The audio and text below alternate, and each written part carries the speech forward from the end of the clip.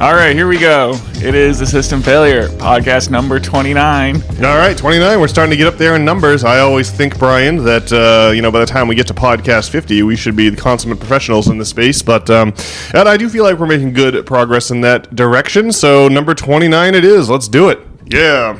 All right. So, how are you doing this week, Brian? We had the chance to go to the Bruins this past week and see some NHL action, but I think first and foremost, we have to mention this Luwak coffee that we're drinking, courtesy of the lovely Tracy, who brought it back for us all the way from Bali, Indonesia. And for those who don't know, Luwak coffee is coffee beans that have been eaten by this animal, the civet, C-I-V-E-T, and the civets in Indonesia eat the coffee beans and then poop them out, and then the partially digested beans have a remarkable flavor, but they're kind of expensive, as you might imagine. The coffee beans aren't. It's not just enough that the coffee beans have to be purchased and roasted; they have to be collected out of civet poo and then roasted. So it does get to be kind of expensive. So we just only have the small bag, but that makes it seem all the more precious. So it's been our tradition. It's become our tradition to guzzle a huge pot of coffee at the top of these podcasts, so we can become super caffeinated and super excited and frantically extol the manifold glories of communism into the microphone. So we've got the top of the heap today. There's not much better coffee in the world than the Luwak coffee. Obviously, Indonesia is a region of the world that's famous for coffee beans, and the Dutch traders really brought it to the forefront of the European mind, and we've been hopped up ever since. It's pretty smooth and has a nice sweet aftertaste. Trying it for the first time here. Yeah, it's pretty good. It definitely lives up to the bill. You can tell you're sipping on some really good coffee. It lives up to the hype, in other words. So it's awesome. We got some Luwak coffee here, and we've been out and about this week, exhausting ourselves in the middle of the work week to see the Bruins lay a real egg down at TD Garden against the Rangers. But it was still fun to catch up with our buddies and hoist a few Guinnesses. So that was good. I ate terribly, though. Of course, I ate a slice of pepperoni pizza at Boston at Faneuil Hall at Boston Public Market. What do they call the thing? Quincy Market. Quincy Market. Thank you. That's what I'm searching for. Yeah, I had the world's greasiest slice of pepperoni pizza out of Quincy Market. And and some soda to keep my energy. I had to do on Thursday. I had to do 2 trips to Boston. One for the aforementioned Tracy. Had an eye appointment down in Boston at 10 a.m. And it's like the Mass General Ioneer is hilariously virtually next door to TD Garden. So I had to drive Tracy into Boston and drive home and then pick up Brian and then go back into Boston. And then on the way home, we had to drop off some of our fiendish friends. The captain among them had taken an Uber in from the city of Concord, of the famous Lexington and Concord battles that touched off the Revolutionary War.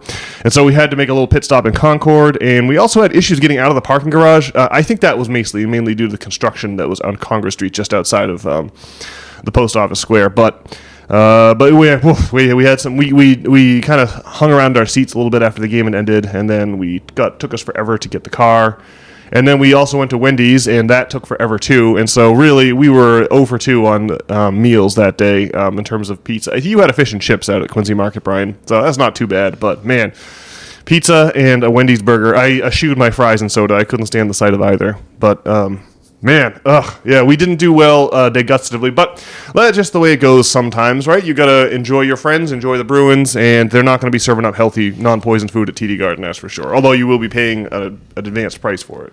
Well, I spent a lot of time in the last podcast talking about not doing anything stupid, and I suppose that going to the Bruins and throwing a bit of a drunk on a Thursday night when you have to work the next morning is probably a worthwhile endeavor. I mean, it is like a wild party. And the walls all being painted black just really puts like a lid and, keeps, it's like you're in a pressure cooker a bit. Yeah, the walls being much darker. I agree. I think that the yellow seats and walls being replaced with black seats and walls definitely makes it feel more intimate, the confines of TD Garden. It makes you want to, go crazy, like in a good way, 4 tall boys in. But I definitely ate the Wendy's burger, and I took a terrible dump in the work bathroom. That smelled bad to me, and just if anyone else were to come in, I just can't imagine what it would have been like. And so it was a little questionable yesterday. I don't know what you're supposed to do out on the road, but I guess don't eat Wendy's, or maybe just don't do it very often. You know the professional bull riding competitions? We've all seen those on TV where they have the man strapped to the back of the bull and he's holding on with one hand and holding his hat with the other and getting bucked violently. Right. It's like, yeah, those when you've poisoned yourself, those post-poisoning dumps, they're like a combination between The Exorcist and professional bull riding. You know, you're like one hand holding onto the toilet seat, holding on for dear life as the Bonko Brux, and then maybe another hand, like making the sign of the cross and, hoping to be delivered from evil. But I had a truly suspect dump myself. You're just like, oh man, I gotta eat better. The food is truly raw. If you don't keep your eye on the prize, you will eat some truly poisoned food. Like someone will take all your money but give you no nutrition in return if you're not constantly aware, right? Isn't that what Mad Eye Moody says? Constant vigilance in the Harry Potter series. It is what he says. Yeah, that's how you have to be with regard to food, or you will end up, with the requisite punishment in the toilet the next day. Ugh. But it was a really good time overall. My impression of Thursday was a positive evening, despite the Bruins' loss and despite the eyebrow-raising fallout from the poor quality food consumed. Yeah, in the last podcast, we were talking about, the corruption of science and Platonism, right? Yeah. And it is like outside the matrix ideas that are the ones that are like outside the realm of science and realization, right? Yeah. Anyway, if you're poisoned on Wendy's and whatnot, it's hard to like have any grand realizations about the universe. If you eat, like, it's definitely true that like diet and exercise affect your mental functions for sure. Like if I'm not exercising, then I write poorly and think less clearly. And it's the same, like you're saying, with bad food. It makes it really hard you end up strung out on bad food. It makes it harder to make a good decision the next time. But man, yeah, there sure is a lot of bad food on offer. I just can't believe that. Like if you go to the grocery store, you have to just kind of stick to the perimeter. Right? If you go into the godforsaken interior of the grocery store where the chip aisles and the soda aisle is, and all of most of that food is just going to be awful for you, and you really just have to stick to the produce and meat sections, and that's about it. Maybe some butter or milk once in a while, but the things the things in the center of the store where there's no refrigeration are usually really bad for you. Those Vienna sausages, man. I don't know. I recently developed a taste for anchovy, which is pretty good. Putting anchovy in your pizza, it is pretty salty. But generally speaking, canned fish. I guess I really like the flavor of canned tuna fish mixed with mayonnaise. Throw it on your delicious oat bread with some sprouts and some ketchup and mustard and maybe a slice of mild American cheddar. Or even if you're super bold, a ring of red onion too. That's delicious, but I don't know. Maybe it's just what you're used to, but overall, the idea of canned fish, it just doesn't seem like great. There's all kinds of weird sardines and anchovies and things that you can get out of a can. Gefilte fish. Yeah. I don't know. It doesn't make me feel well. This is the thing. The crazy people from like Denmark and Sweden are always eating herring and canned herring and things like that. Well, I watched a documentary on YouTube about Chef Boyardee this week, and it's prior to World War II. Chef Boyardee was making quality tomato sauces for the people in the greater like Ohio area, and but it's really because of World War II they had to go like mass producing rations, and I don't know, they started making these Vienna sausages and other crazy things in tins that are super low quality, and the quality of food has been spiraling down, and the amount of inedible things in the center of the grocery store that you speak of has grown. It would be crazy just to have eaten the food from like 50 years ago and not have it be laced with glyphosates and whatnot.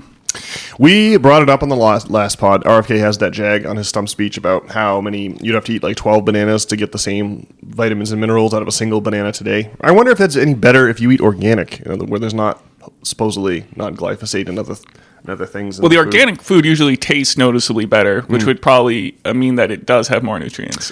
Yeah, maybe I should start paying extra for the organic in every chance I get. I've been eating. So one thing that you can do to combat the inflation in the grocery store that Trace and I are doing is using the Walmart app. Walmart obviously has the cheapest food.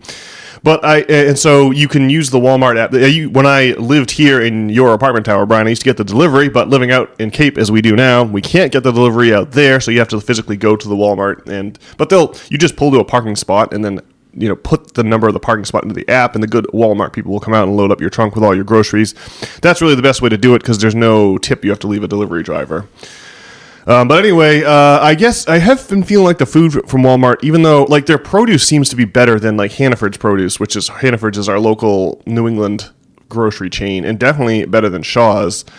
And I also found the produce at Whole Foods to be lacking. I've never, like, the produce section at Whole Foods, it's like, okay, but it's not great. And I do think that a lot of the produce I'm getting from Walmart seems like it's better, but maybe if I go organic, it would really be even. I mean, if Walmart is the cheapest groceries around, it must also be the cheapest organic groceries around. So maybe I'll have to modify the strategy from just saving every penny possible to buying organic, but out of Walmart. But I don't know. It feels so weird to have abandoned Amazon and just buy everything on Walmart now. It's like feels like going backwards, but. Amazon does do crazy things like put ads on their Amazon Prime now. Yeah.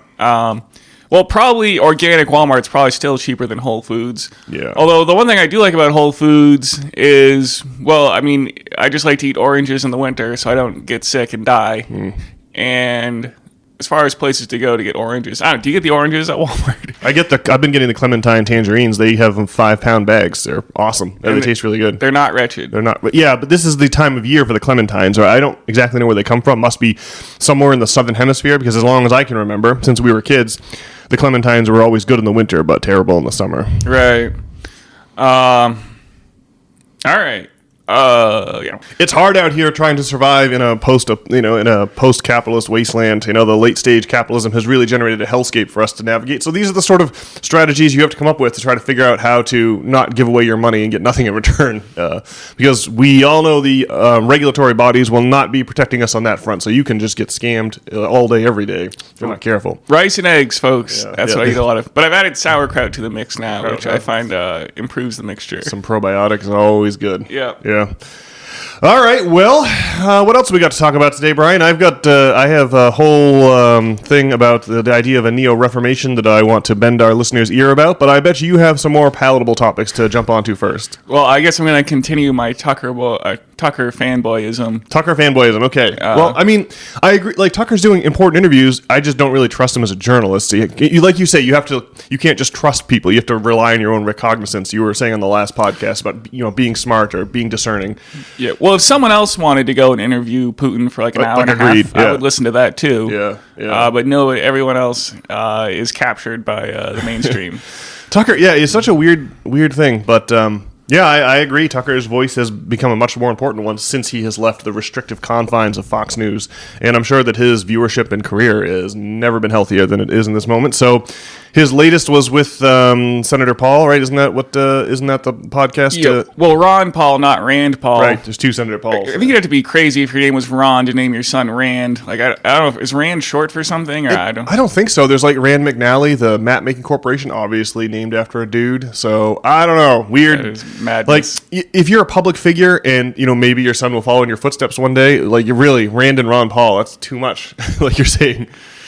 Anyway, well, he just had Ron Paul on, and, I remember Ron Paul, I believe he was campaigning against John McCain, for the Republicans. Yes, yeah. And that was the year of Barack Obama, and I just remember, he was running up in Maine, and he was getting stifled by the Republican Party, basically, not unlike Bernie was in 2016. Yeah, there was some fuckery afoot with our delegates, I seem to recall. Yeah, well, I could say there's even more fuckery with Bernie because people were just showing up in droves to vote for Bernie in a way that Ron Paul wasn't quite the same sensation. But the same thing was going on where he was being stifled by the party.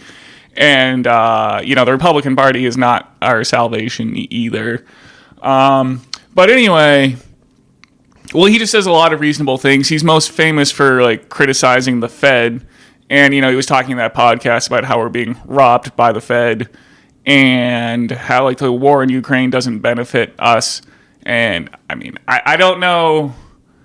You have to be crazy to think that the war in Ukraine benefits you. I just don't know what is wrong with people. It makes us less safe for sure. Yeah. Well, it's making they're just taking our money and giving it to Raytheon, like we've talked about at length. And saber battling with another nuclear power. We are all on the front lines of this war. Every man, woman, and child, right? Of a potential conflict with Russia. We're all on the front lines, and people in Washington just seem to not care at all that everyone's young son and daughter is like put at risk when you start exchanging bellicose diplomatic cables with Putin, right? It's not a good idea we not far from gaining anything. We're all, marginally less safe thanks to this ridiculous conflict with Putin. But so I agree, but well, just the most interesting thing though he talked about was just back in the 2000 and aughts, he was going around to liberal campuses and he talking about auditing the Fed. And he said he was just blown away by the number of college kids who like knew what he was talking about on these liberal campuses, as like a Republican or a libertarian. And I think you'd have to like credit like the movie Zeitgeist 100%. Because when I was like a freshman in college, people were talking about the movie Zeitgeist and ending the Fed. I mean, well, it's ironic that the movie Zeitgeist really did have a huge impact on the Zeitgeist. Yeah. And it's, you could probably talk to a fair amount of people about the Fed now, and they realize that this money is being like loaned to us at interest by a bunch of bankers for some reason. Yeah. Can I just ask about what was Senator Paul's specific critique of the Fed? I think it's going to be the Fed is printing money, and when they print money, that causes an inflation, and inflation is a theft on everyone else's savings. That's pretty much it, right? Yeah, that we're being robbed by the Fed. Yeah. And he was talking about how the people in charge are unchristian and we're being fleeced, basically, was his point. And I just think it's really interesting the effect that Zeitgeist had, this crazy documentary. And so I don't know, I guess it made me optimistic about the power of media and memes. If you can just come up with like a good mind virus that infects people, does a good job of it, maybe there is hope here. Yeah, that's how I feel about the system failure constellations of ideas. We have to, it's like a car in a wind tunnel. You have to adjust the shape of the idea, the shape of the constellation that's made up by these ideas, adjust it so that it becomes very good, very easy to copy from mind to mind to mind, so it spreads like a virus. Now, Zeitgeist had three parts to it, right? The first part was about how the Christian religion is just based on the sun worship. You have to notice, like when the captain was here, we were talking about how the Savior, the sun god, always becomes the Savior at age 30 before being crucified at age 33 because of the specific number of degrees in a circle, right? If you have the solar calendar is divided up into 12 months, and the sun god has 12 apostles for this symbolic reason. By the way, it's like what degree, like how many degrees? You answer the question, Brian. At what temperature does water melt to go from being a solid to a liquid? 32. Well, that's when it's still a solid. But yeah, the transition from 32 to 33 is the number in the Fahrenheit, right? That's magic number, right? The 33 degrees, like 33 degrees is the highest order in the Freemason organization, right? You start in the first degree and ascend finally to the Grand Master 33rd degree. It's because the 360 degrees of a circle are whacked up into 12 quadrants, the 12 signs of the zodiac, and each one of those quadrants represents 30 degrees of a 360-degree circle. But just because there's a neutral zone between constellations, you get that 3-degree neutral zone, and that's where the Savior comes to signal the changing of the age before himself being destroyed at age 33. So that's part one of Zeitgeist. Part two was about 9/11, right? And then part three was about the banking and the scam of the Federal Reserve. Yeah. Most folks will have seen this. I believe you can still look up Zeitgeist on YouTube, maybe not, but I will certainly venture a guess that it's on Rumble, where like Rumble has really been where JFK to 9/11, everything is a rich man's trick, where a lot of the Adam Curtis documentaries from the BBC are, and where Oliver Stone's Untold History of the United States, the Showtime series, all 10 original episodes plus 3 addendums from 2013 are available on there. So you could probably hit up Rumble and check out Zeitgeist if listeners are interested in it. But I think we have to like Ron Paul's criticism of the Fed is really a criticism of deficit spending, right? Isn't that what we're really talking about here? The Fed enables deficit spending. Isn't that what I'm flying blind because I didn't hear the pod, so you'll have to tell me, Brian. Isn't this the idea that the government is printing money? The problem that Ron Paul sees, and isn't printing money a synonym for deficit spending? And the Fed does get in the middle there. The Fed, the Treasury has its own bond auctions, but then the Fed will print money. But the Fed will print money and then buy bonds on the second market after other people have attended the Treasury bond auction. So that's where the Fed comes in. But it's not specifically the idea of a Fed. It's more about deficit spending being a theft of everyone's money. Or what did he have to say about this Fed? Can you recall? Well, my recollection is he was framing it as like, a cabal extracting value from the people via the scam they have set up. That's the Fed. And I don't recall him specifically complaining about deficit spending. I think he was just broadly describing the situation we have set up as scaminous. So I don't know if he would be... I don't know if a central bank run by the people is the remedy that he would suggest. I'm not sure. Well, usually the Austrian economic types, they're the sound money people. They're often the libertarians, and they're the ones talking about the horrors of deficit spending. It seems like Ron Paul's bailiwick, although I could be mistaken. That's why I just wanted to make sure. Well, I may be arguing against a straw man here, but the specific evil, the specific evil we have here is not so much the Fed; it's for-profit banking, which is what the Fed is, But like, the idea that the Federal Reserve, that the federal government spending money it doesn't have and instead borrowing it at interest is I think the absolute heart of the scam. The Feds can print money and use it to increase the overall size. As long as the Feds are printing money and using it to increase the overall size of the economy, that is to say the sheer volume of goods and services on offer, then you'll never see an inflation because the adjustment in the total supply of money in circulation rises in proportion with the increase in services and goods available. But you would have to be careful when things are commodities. When there's some goods like bread, right?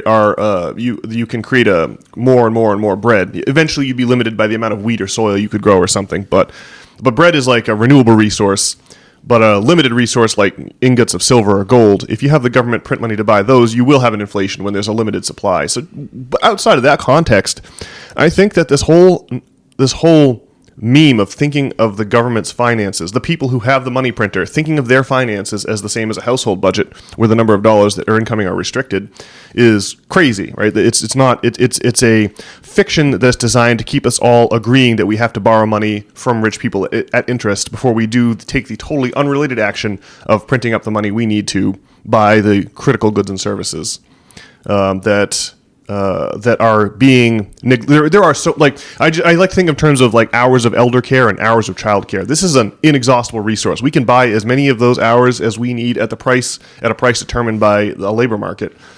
We could print all the money we need at the federal level to pay for those goods and services, and because of the proportionate increase in the volume of goods and services on offer, you would never see an inflation, right? Your tape measure grows in proportion to the size of the thing you're measuring, and you don't get a distortion that way. And I always like the example of the idea that the federal government is turning out its pockets and has moths flying out of its wallet and is out of money is like showing up to a job site and having the foreman tell you that we are out of inches today, and we're all going to have to go home and take a day off because we couldn't get the amount of inches we need to put up the walls and measure out the flooring and the foundation and all that. It's just a crazy way of thinking, but it locks us all into perpetually borrowing money from rich people who can then make, if you already have money, you can make passive income without ever having to do any actual real work. You just, you because you have money, when the monopoly game starts, you get to live off that money without actually contributing any goods or services of your own to the society. And that really cuts to the heart of earned versus unearned income.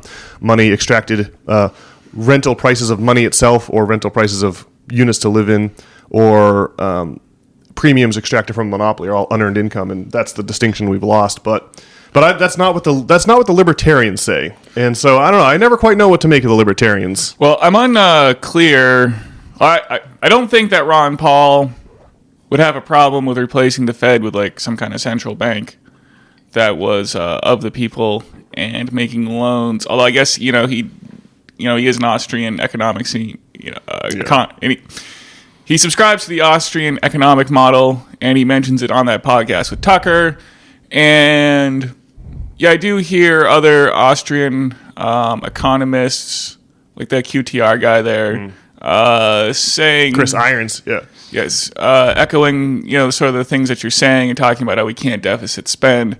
On the other hand, I can't really imagine Chris Irons, or Ron Paul, not just wanting to, end the Fed Right. They want to go back to the gold standard so that there is no more money printer, and we just have to operate within the confines of however much gold we have on hand. Well, that probably would be an improvement. We wouldn't have these crazy foreign wars.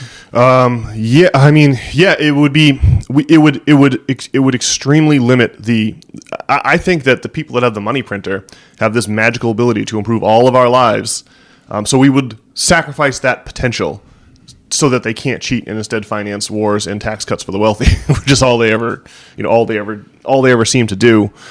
But we've got to keep tax cuts for the wealthy. In fact, we've got to increase taxes on unearned income. Right, that's how you eliminate speculation on unearned income that's blown out our housing markets and made America totally unlivable. Like when the city of New York comes and puts the subway stop next to your house and your house doubles in value, they have to tax away that extra value so that you're not getting a free lunch, so that financial speculation doesn't occur on that potential free lunch, and you end up with blown out housing prices, as mentioned. So yeah, I mean, yes, I think that going back to the gold standard or to Bitcoin would be a huge improvement.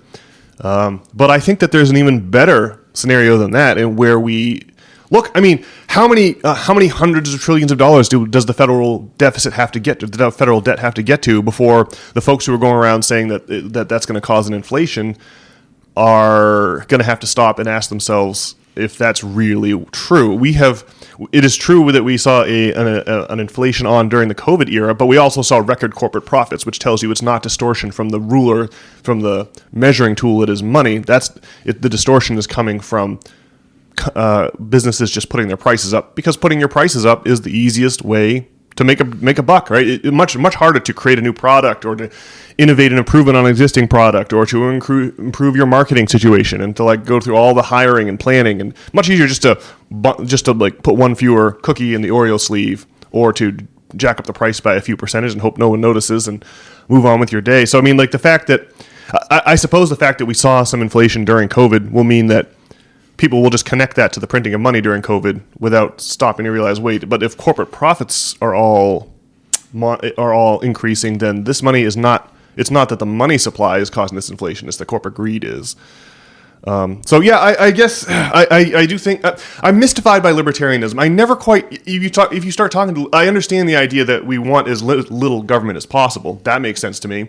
But if you start talking to any libertarian, you start asking them about things like, do you think that food should have to be labeled with its ingredients? They'll be like, well, yes, I agree with that. Do you think there should be roads and lighthouses and bridges? Well, yes, I agree with that. Do you think there should be national defense provisioned by the government at public expense? Yes, well, we agree with that. Like, there's a libertarian argument for all of the major government expenditures that define our lives and indeed create the monopoly game that we're all playing.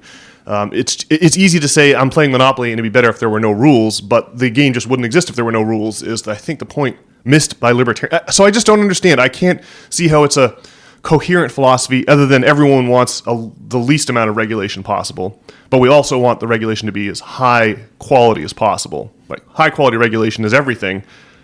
Disastrous legislation is disastrous, but we still need like regulation, right? So I don't know.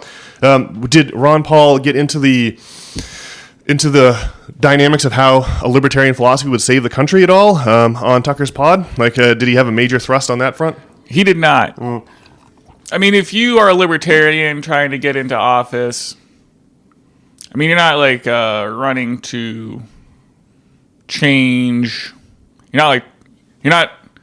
Well, I mean, I guess if I was a libertarian, you could argue that like getting rid of the Fed is like not very likely. Like, obviously, replacing their central banking system with something else that was better for the people would be awesome. But things are they are. Things are the way they are for a reason. We have to get an actual libertarian in here to argue the point. I mean, I don't know. Having like pie in the sky political ideals, like one set versus another. I don't know how much it makes sense to call someone else's ideals like wrong. Okay, well so like it's close your eyes, right? It's the 1500s, right? And we got the Reformation on, right? Like, that would be like saying that expecting the Catholic Church not to charge for forgiveness of sin is just a pie in the sky notion, and we shouldn't hope for it, right? I mean, huge, like that is really the analogous, I think, economic artifact here is charging people for sin forgiveness is the same as charging people for access to rich people's money. We don't need their money, right? We just don't need it. That's what I like. It's like, so yeah, if you were telling someone in the 15th century, well, it's really unlikely that we can ever get the church to not to have a major economic activity centered around people paying for the church for forgiveness of their sins. So all we have to do is get a raft of ideas like those of Martin Luther, his 95 Theses tacked to the door of Wittenberg Cathedral in 1517. Right? All we have to do is get enough people to stop believing that we need to pay rich people for their money, in the same way that enough people just stop believing that they needed to pay the church for sin remission. Right? These are toll booths on a highway, that in the sense that these economic transactions, paying for sin or paying for rich people money, are not necessary to the functioning of the economy in the way that a toll booth is not necessary to the functioning of a road, right? It's just a way for someone to collect a toll. The road doesn't rely on the toll booth in any way. And that really gets at the core of what is meant by the distinction made so carefully by the early capitalists between earned and unearned income, right? A toll booth is an example of economically unnecessary transactions, payments being made. And that's what was going on with the Reformation, and what is going on with all of the interest, which is approaching $500 billion a year we pay to rich people and other foreign entities, other foreign governments, whoever's bought U.S. Treasury bonds, those people. Well, some toll booths are reasonable, right? I mean, like ones on the highway to pay for the highway doesn't seem too crazy.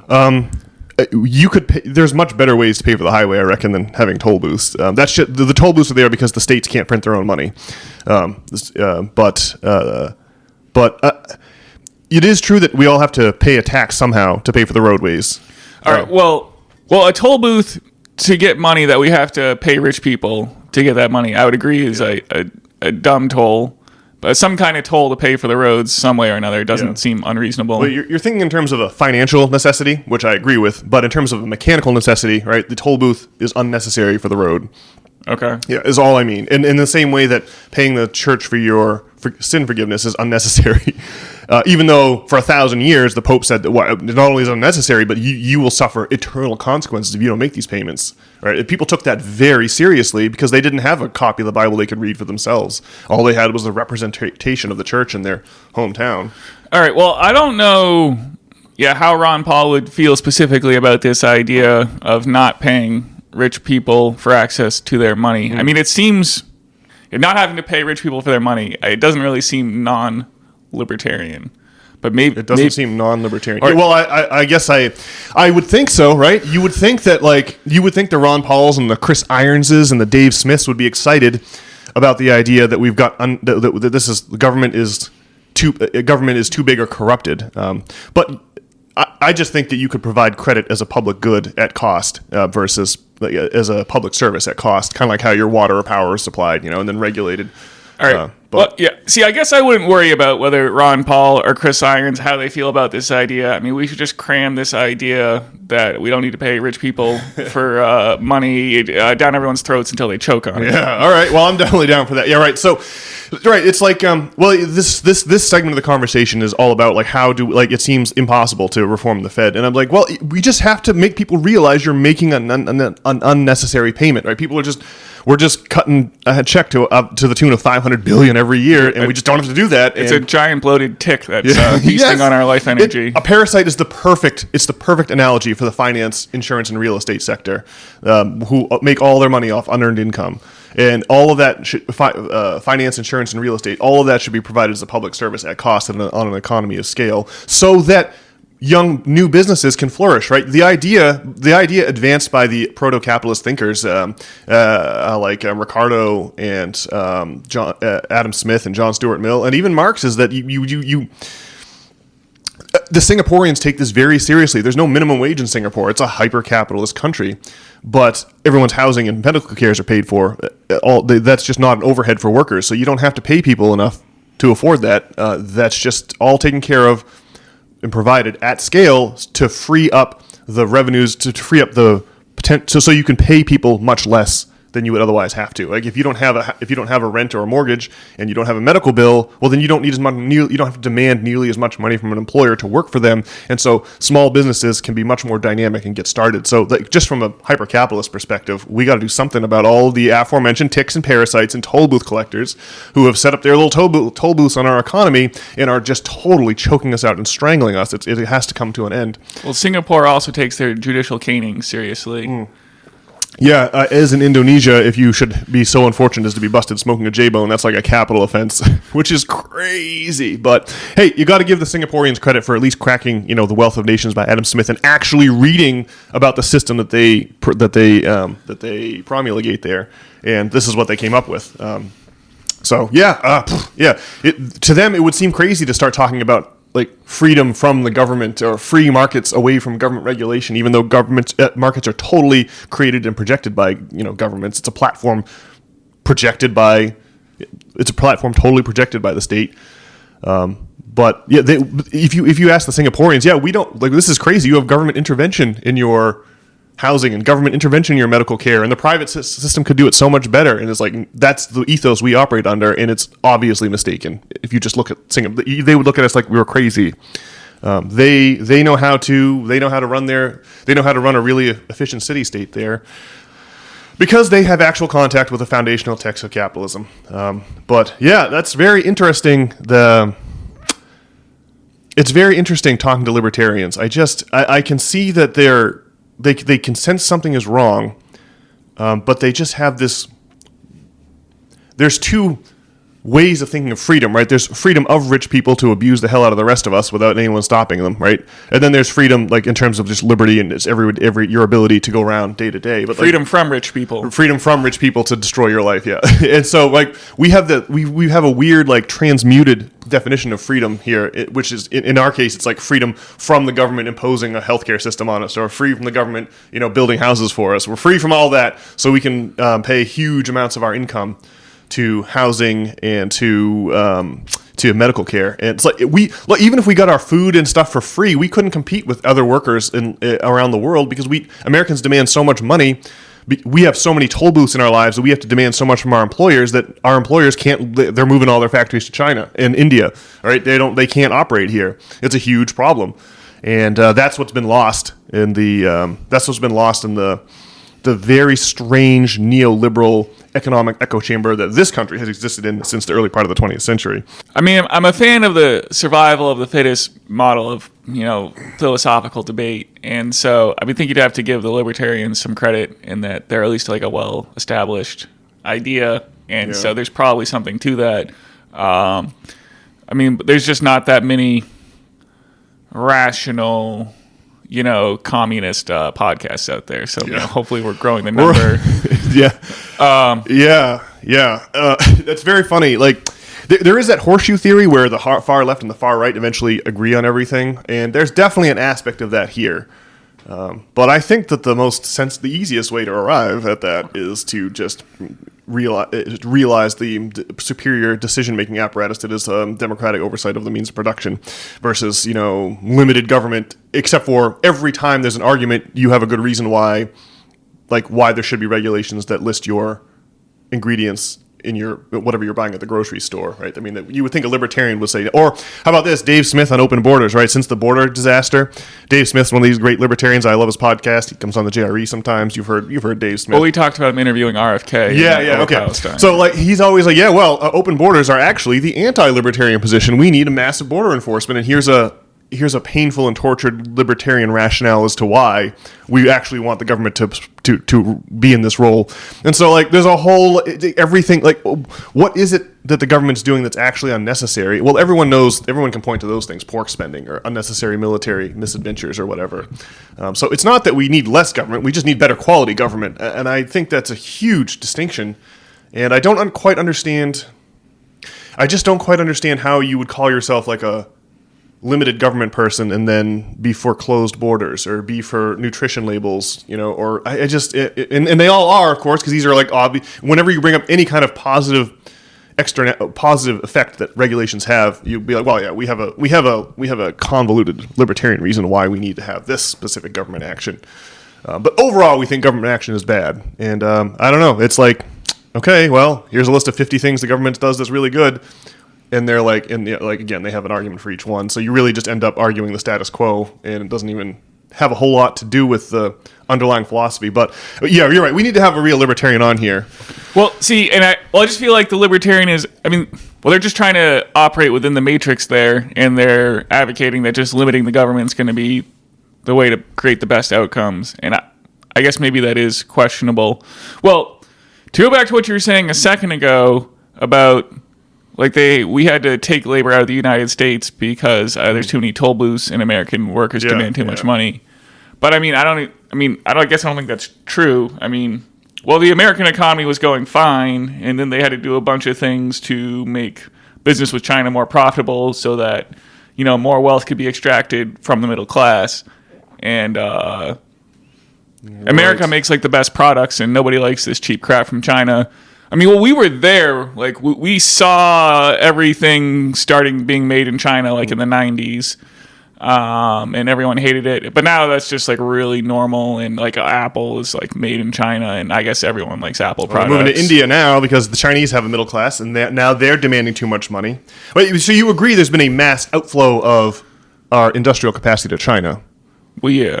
And why do you think that happened? Because people wanted to make more money. It's not that there was something wrong with... specifically, how would moving a factory to China make you more money if you're a factory owner? Well, because you can pay people less money. And why can people accept lower wages in China? Because lower standard of living. So I think actually it's not that. Their standard of living is rising. It's because they don't have the economic it's because their healthcare is just provided for them for nothing by the government, or because China just builds huge cities and waits. We have a big problem. They call it a housing shortage. I don't know. If there's 22 empty houses for every one homeless person in the country, it doesn't seem to me like we have a housing shortage. We have a problem with the way that housing is distributed.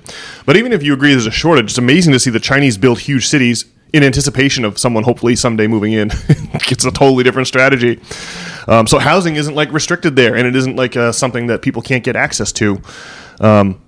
And what was really happening is people en masse, ever since the communist revolution of the 60s, Mao's communist revolution of the 60s, people in China moved from the rice paddies into cities and towns and began working manufacturing jobs. And at first, they could accept lower salaries because they had much lower overhead but now that the middle class is, now that there is a huge middle class in China, people are starting to demand better and better wages.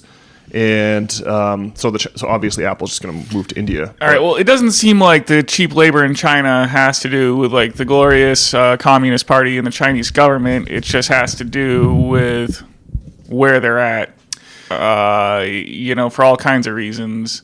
And cheap labor in other countries, India doesn't have a glorious communist government. No, it doesn't. And eventually, their workers will, because there's only so many workers. Eventually, they'll bid up Eventually, those workers will command a salary that means that Apple has to move again. They just find the poorest and most desperate people and exploit them. So for whatever reason, there's a huge wage arbitrage to be found by moving your factories to China. And the fact that we are paying 50% of our housing, 50% of our salaries here in the United States for housing is making us, at the very least, we can say in terms of the global labor market, our housing prices here and our medical costs are just making us way more expensive than our foreign competitors, right? Surely that would seem uncontroversial, just in terms of how much someone's going to have to pay. Just the cost of delivering a worker to the door of the factory for a day or a week or a month or a year, the amount that you pay them has to be at least that amount. If you don't pay people enough to actually live, then you just end up with a blown out debt and an eventual collapse of society. Anyway, the point of this is distinctions. The point of it, from my perspective, is the distinction between earned and unearned income is so much more valuable than the insight that we need as little government as possible. And that was the insight that governed the economies, the Western economies in the 19th century. And it's just something that we've lost track of through a concerted propaganda effort. So now it's if you have the money, you must have earned it. if you could distill neoliberalism down to just one line, that could be it. If you must have earned the money fair and square if you have it. Everyone who gets money deserves it. There's no people that are getting money undeservedly. Doing away with that distinction is, I think, a big part of how we got the Federal Reserve, the central bank, in the early part of the 20th century. But yeah, it's interesting stuff. We've already said it 3 times, but I really think we should get a libertarian in here to argue their side of the table or their side of the chessboard, because it doesn't hold up to much scrutiny, at least as far as I can see. Well, no doubt, if the libertarians saw the truth, they would see, the manifold glories of communism. Right, they just haven't cracked enough books. That must be it. Yeah. Yeah. All right. Well, man. Well, I think we've got the society's problems virtually solved here.